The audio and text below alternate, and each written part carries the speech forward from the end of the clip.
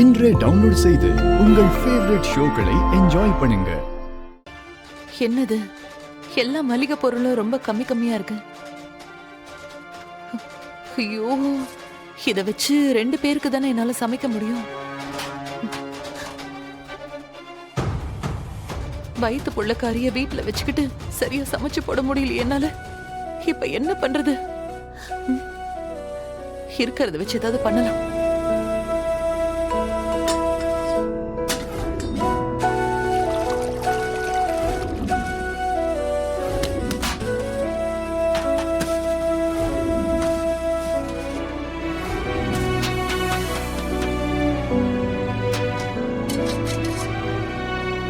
அஞ்சலி,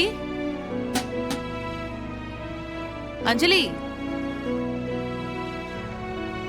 என்னம்மா?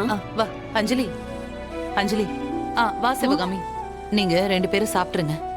பக்கத்துல ஒரு சின்ன வேலை இருக்கு, நான் போயிட்டு வந்துடுறேன். மா, எங்க போற? வா, நீ சேர்ந்து சாப்பிடு. இல்லம்மா, நான் ஏற்கனவே சாப்பிட்டுட்டேன். நீங்க 2 பேரும் மிச்சம் வைக்காம சாப்பிட்டுருங்க. என்ன? மறந்தே போயிட்டேன். ஹாஸ்பிட்டலுக்கு செக்கப்க்கு வேற போகணும்ல. பரவாயில்லம்மா, அப்புறம் பாத்துக்கலாம்.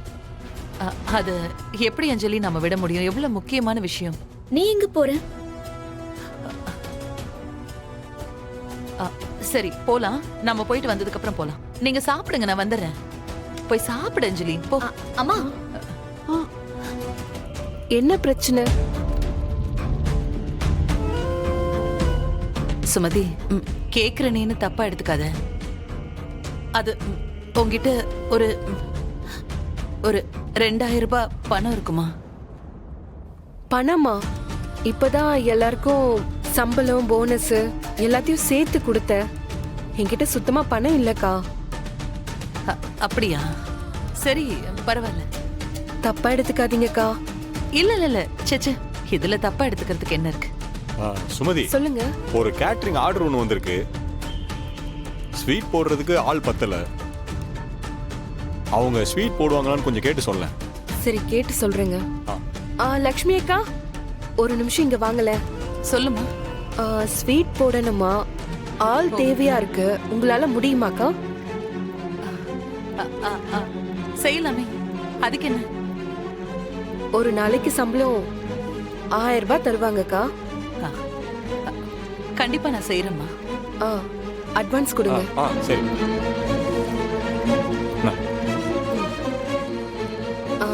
இந்தாங்கக்கா, இத அட்வான்ஸா வச்சுக்கோங்க. சரி. என்ன லட்சுமி, என்ன பண்ணிட்டு இருக்க? ஒண்ணு இல்லையே, அவங்க தெரிஞ்சவங்க, அதான் பேசிட்டு இருந்தேன். எனக்கு எல்லாமே தெரியும் லட்சுமி. நீ வீட்ல இருந்து மளிகை கடைக்கு போனது, இவங்க கிட்ட காசு கேட்டது, இப்போ ஒரு வேலைக்கு போக ஒத்துக்கிட்டது, எல்லாத்தையும் பாத்துக்கிட்டு தான் இருக்கேன். ஏன் லட்சுமி, உன் கஷ்டத்தை என்கிட்ட சொல்லக்கூடாதா? நான் பங்கு போட்டுக்க மாட்டேனா?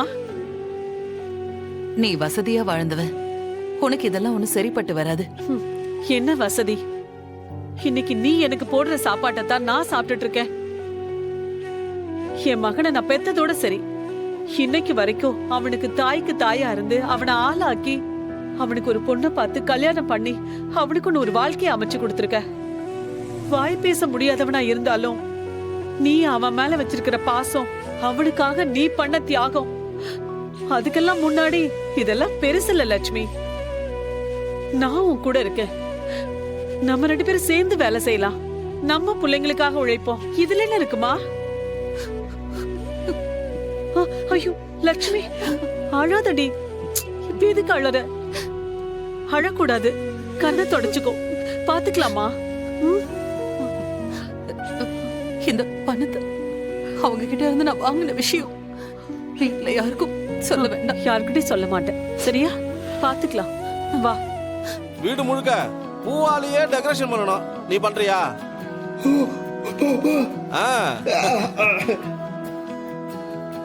எது கேக்குறேன்னா, கூலி கொஞ்சம் கம்மி, அது உனக்கு கட்டுப்படி ஆகாது. இருந்தாலும் நீ இருக்கிற நிலைமைக்கு உதவியா இருக்குன்னு நினைக்கிறேன்.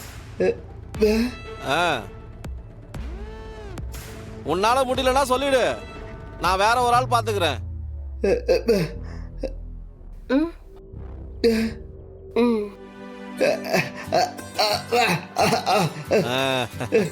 இப்ப வரை எந்த வேலையையும் வேண்டான்னு சொல்ற இடத்துல நாங்க இல்ல. நாங்க கண்டிப்பா செய்யறோம். முருகா இந்தா அட்வான்ஸ். இதுல பூ அலங்காரம் பண்ண தேவையான பூவெல்லாம் வாங்கிக்க. வீடு முழுக்க டெக்கரேஷனை முடிச்சதும் மீதி பணத்தை அப்புறமா வாங்கி தரேன். ம், சரிங்க. ஆ, சரி அப்ப நான் கிளம்பட்டா? வரமா? ம்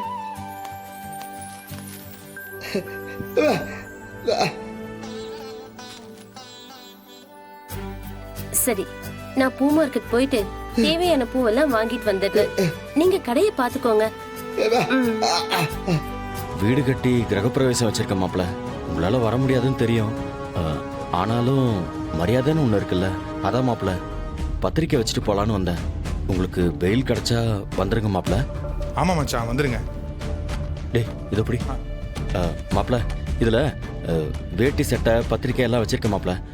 உங்களுக்கு செய்ய வேண்டிய மரியாதை இந்தாங்க மாப்ள.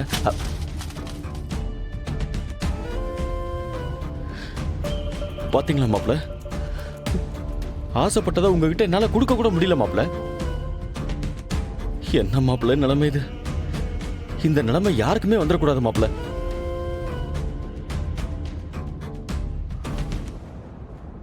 மாப்ள எனக்கு ஒரே ஒரு ஆசைதான். எங்க வீட்டோட மாப்பிள்ள நீங்க. இந்த ஃபங்க்ஷன்ல உங்க காலடி எங்க வீட்டுல பட்டுச்சுன்னா எங்க வீடே நிறைஞ்சு போயிடும் மாப்ள.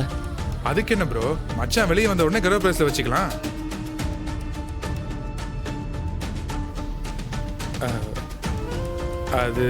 அதுக்கு இல்ல ப்ரோ.